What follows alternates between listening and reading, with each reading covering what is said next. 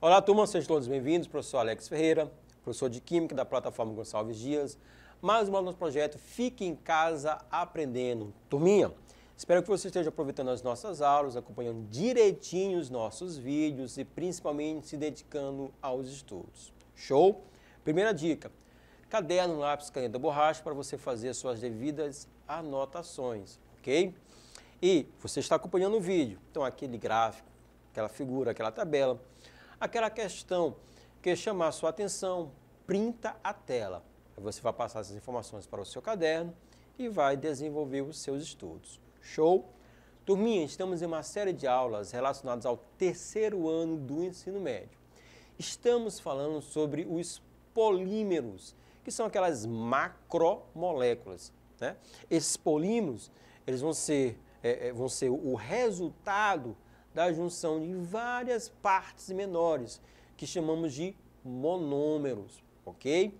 Os polímeros podem ser os polímeros sintéticos, polímeros artificiais, aqueles que o homem consegue produzir, tudo bem?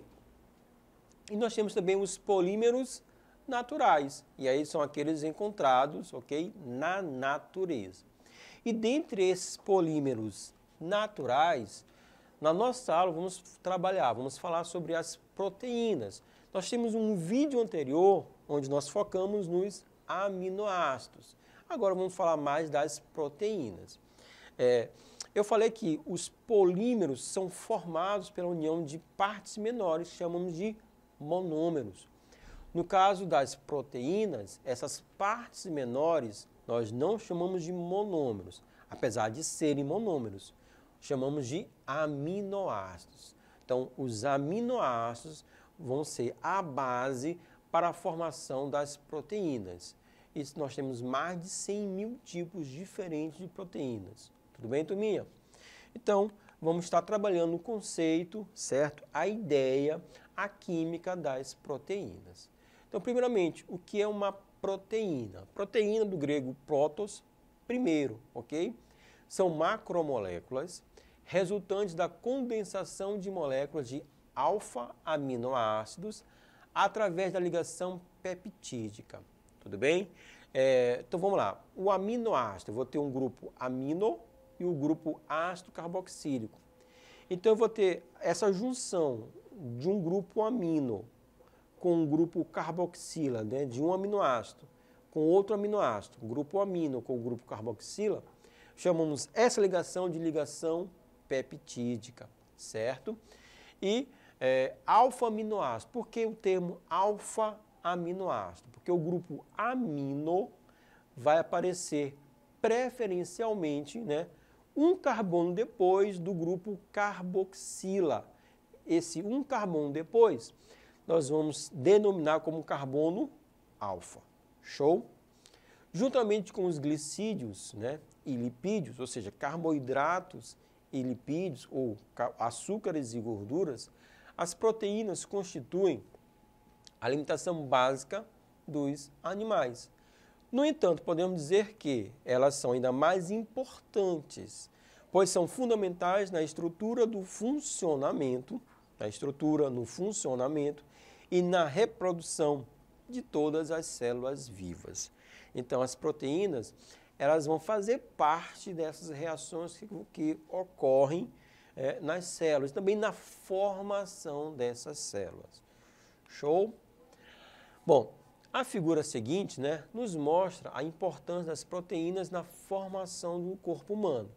Cerca de 15%, né, da nossa massa corresponde às proteínas. Aqui nós temos essa figurinha. Então, a pele contém proteínas, o cabelo é formado por proteínas, as fibras nervosas são envolvidas por proteínas, a enzima amilase é uma proteína da saliva, o hormônio insulina é uma proteína fabricada pelo pâncreas, a hemoglobina do sangue é uma proteína, as fibras musculares são formadas por proteínas, As unhas são formadas por proteínas. Os tendões que unem os músculos aos ossos contêm o quê? Proteínas. Então, acho que não esqueci nada, né? Então, a gente pode observar que todo o nosso corpo, nós vamos ter a presença, né, das proteínas, compondo, ligando, formando. Show? Por isso, dizemos que elas são extremamente importantes. E assim precisamos conhecer a sua química, certo? As proteínas, elas fazem parte também do ciclo do nitrogênio na natureza. Então, desde a retirada. Quando falamos de nitrogênio, a principal fonte de nitrogênio é justamente o atmosférico. Porque no atmosférico, 78% do gás nitrogênio vai compor o atmosférico. O atmosférico é uma mistura. Mais uma vez, 78% é nitrogênio. Então, como nós temos muito atmosférico, nós temos muito nitrogênio. Então, a principal fonte de nitrogênio é justamente o atmosférico. E aí o que acontece, certo? As plantas, elas conseguem, certo? Elas conseguem absorver esse nitrogênio e, na verdade, transformar esse nitrogênio em um composto químico, que inicialmente eu tenho o NO2, mas aí eu vou transformá-lo em nitrito, em nitrato, para que isso possa compor as proteínas, que vão estar presentes, certo? Nos vegetais, mas também vão estar presentes nos animais. Então, nós temos aí as bactérias presentes no solo, que vão estar absorvendo esse nitrogênio, e aí vão estar gerando uma série de transformações químicas, de forma que esse nitrogênio possa ser assimilado, tanto pelos vegetais, né, pelas plantas, quanto pelos animais. Então, podemos dizer que, né, as proteínas, elas também fazem parte do ciclo do nitrogênio, né? As classificações das proteínas, de acordo com a composição da proteína. Nós vamos ter proteínas simples ou homoproteínas, que são formadas exclusivamente por aminoácidos, certo? É o que acontece na albumina do ovo, na globulina do sangue. E proteínas complexas, né? Aí posso também usar o termo conjugadas ou heteroproteínas. São proteínas formadas por cadeias de aminoácidos ligadas a outros grupos diferentes, né? Então, as glicoproteínas, em que o outro grupo é um grupo glicídio. Então, além de aminoácido, um grupo glicídio, né? É o caso da mucina existente na saliva, certo? As lipoproteínas, em que um outro grupo é um lipídio. Então, por exemplo, as lipoproteínas existentes no soro sanguíneo. As fosfoproteínas, um termo aqui já quer dizer muita coisa, em que o outro grupo, né, o outro grupo proteico é o ácido fosfórico, H3PO4. É o caso da caseína presente no leite. Cromoproteínas, do grego cromos quer dizer cor, em que o outro grupo é um pigmento. É o caso da clorofila, também da hemoglobina, tudo bem? Nucleoproteínas, em que o outro grupo é um ácido nucleico, né? Como ocorre em vários micro-organismos, e assim por diante. Então, aqui são as proteínas complexas, que vão apresentar, além dos aminoácidos, outros grupos, né? Outros grupos variados, certo? De acordo com a função da proteína no organismo. Então, algumas das classes mais importantes vão ser as proteínas estruturais, são as que contribuem para a formação do organismo, como, por exemplo, o colágeno, certo? Abundante nos ossos, tendões, nas cartilagens, e também a queratina, formadora das unhas, também dos cabelos. Então, são proteínas estruturais. Temos também as proteínas de transporte, como, por exemplo, a hemoglobina, que transporta o que, turminha? O oxigênio presente no sangue. Proteínas reguladoras, ok? O que é isso? Regular, ó, que controlam e regulam as funções orgânicas. E aí um grande exemplo são as enzimas. Então, por exemplo, as proteases que controlam o nosso metabolismo. Também os hormônios, por exemplo, a insulina, que regula a atividade das células. Só um parênteses rapidinho, quando a gente fala de enzimas, né, não tem como a gente não fazer o link, né, com os catalisadores, lá do tópico conhecido como cinética química. Então, os catalisadores são substâncias que aceleram uma reação química, porque mostram um novo percurso. Nesse novo percurso, nós temos uma energia de ativação, que é a barreira energética, uma energia de ativação menor. Então, no nosso corpo humano, esses catalisadores são as enzimas. Se não fossem as enzimas, então muitas reações que ocorrem no nosso organismo levariam um tempo exagerado e isso iria prejudicar a nossa vida, certo? Proteínas protetoras, como os anticorpos, por exemplo, a gama-globulina, e aí protetora por quê? Porque gera uma defesa para o nosso organismo, certo? Temos também, turminha, proteínas de contração. São as que participam das contrações e movimentos do nosso corpo. Como exemplo, a actina e a miosina, que permitem as contrações dos músculos. Show? Proteínas das membranas celulares, que possibilitam as trocas de substâncias através das membranas celulares, como, por exemplo, as glicoproteínas, que possibilitam a passagem da glicose através das membranas. Proteínas de armazenamento, por exemplo, a ferritina, que armazena ferro no baço, e etc.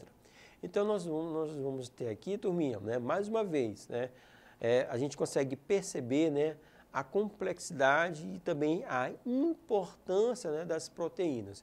Por quê? Porque elas vão atuar, na verdade, elas atuam em diversos setores do nosso organismo, do organismo de um ser vivo, certo? Agora, a estrutura das proteínas. Olha só, nós vamos ter a estrutura primária, ok? É a própria cadeia peptídica, formada pela sequência de aminoácidos iguais ou diferentes entre si. Se imaginarmos os aminoácidos representados pelas letras, aí coloquei aqui, letra A, B, C, D, certo? Teremos a seguinte esquematização da estrutura primária de uma proteína. A sequência, A, B, C, A, D, C, A, E, ou seja, aqui nós estamos mostrando a sequência linear desses aminoácidos. É importante, porém, notarmos que se tivermos 3 aminoácidos diferentes, poderíamos ter 6 sequências diferentes, ABC, ACB, ou seja, aqui é aquele caso da permutação. Já com 10 aminoácidos diferentes, teremos cerca de 3.628.800 sequências possíveis. Isso explica, isso justifica o fato de termos 20 aminoácidos e mais de 100.000 proteínas diferentes. Estrutura secundária. Uma das estruturas secundárias possíveis, é a estrutura primária enrolada, em forma de espiral ou de uma mola helicoidal. Ou seja, aí já vamos ver aqui, turminha, a forma, de forma tridimensional, certo? As proteínas. Então, a estrutura primária seria aquela sequência linear, aquela linha. Mas essa linha ela pode começar a enrolar, seria a estrutura secundária.